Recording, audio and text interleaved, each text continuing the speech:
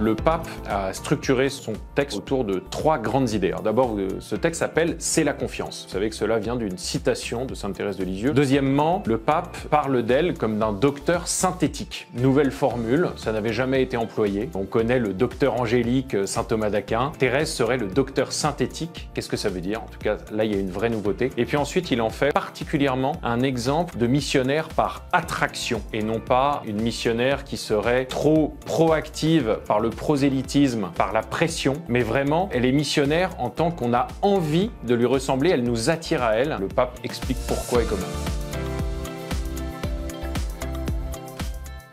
Si on prend la citation complète, c'est la confiance, rien que la confiance, qui doit nous conduire à l'amour. Cette phrase est écrite par Thérèse dans une lettre à sa cousine Marie. Et Marie avait peur de ne pas être assez bonne chrétienne. Plusieurs années avant, Thérèse avait déjà écrit à sa cousine dans une lettre qu'il fallait faire confiance au bon Dieu. Marie était allée en 1889 à l'exposition universelle où elle avait vu plein de peintures. Parmi les tableaux qu'elle avait admirés, il y avait des nus. L'image de ces corps d'hommes et de femmes nus qu'elle avait vus l'obsédait, éveillait en elle des pensées lubrique, elle avait honte de ça et elle n'osait plus aller communier. Elle écrit ça à sa cousine Thérèse qui lui dit « Mais ma pauvre Marie, tu es folle. Évidemment, va communier, tu n'as pas compris qui était le Seigneur. La seule chose qui le blesse, c'est le manque de confiance. » Le pape veut nous montrer dans cette exhortation apostolique qu'en fait, si l'on n'a pas confiance en Dieu, on ne pourra jamais aller jusqu'à lui parce qu'on ne pourra jamais connaître réellement son amour.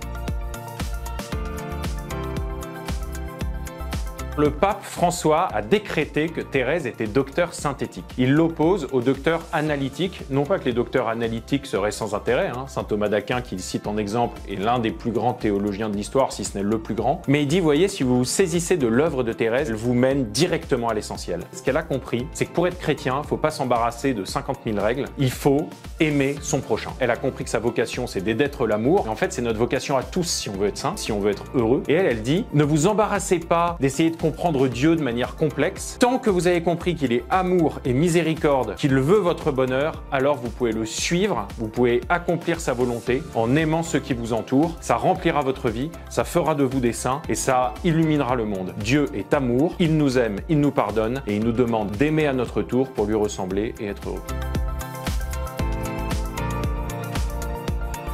Le pape François est saisi par le fait que Thérèse est missionnaire par attraction. Ça veut dire qu'elle l'attire. Elle n'a pas besoin de convaincre. C'est la vie de Thérèse elle-même qui fait qu'elle est un exemple qui nous attire. Pourquoi? Parce que jusqu'à 14 ans, Thérèse de Lisieux, elle n'est pas heureuse. Elle est prise dans son orgueil, dans ses doutes, dans ses scrupules, dans ses colères. Sauf que à Noël 1886, c'est le grand déclic qui lui permet de passer du « je choisis tout ce que je veux » à « je choisis tout ce que Dieu veut ». Et Thérèse nous révèle qu'en faisant passer le bonheur en particulier de son père, de ses sœurs, avant son désir propre, elle a découvert le bonheur. Et évidemment, quand on voit quelqu'un qui est heureux, on a envie de partager son bonheur, d'être heureux également. Donc finalement, si Thérèse mène sa mission par attraction aujourd'hui, c'est parce que quand on s'intéresse à sa vie, on se rend compte qu'en fait, malgré les difficultés qu'elle a traversées, et elles ont été très nombreuses, elle a été pleinement heureuse de la joie de l'amour, qui est de se donner, de s'oublier soi-même pour le bonheur des autres.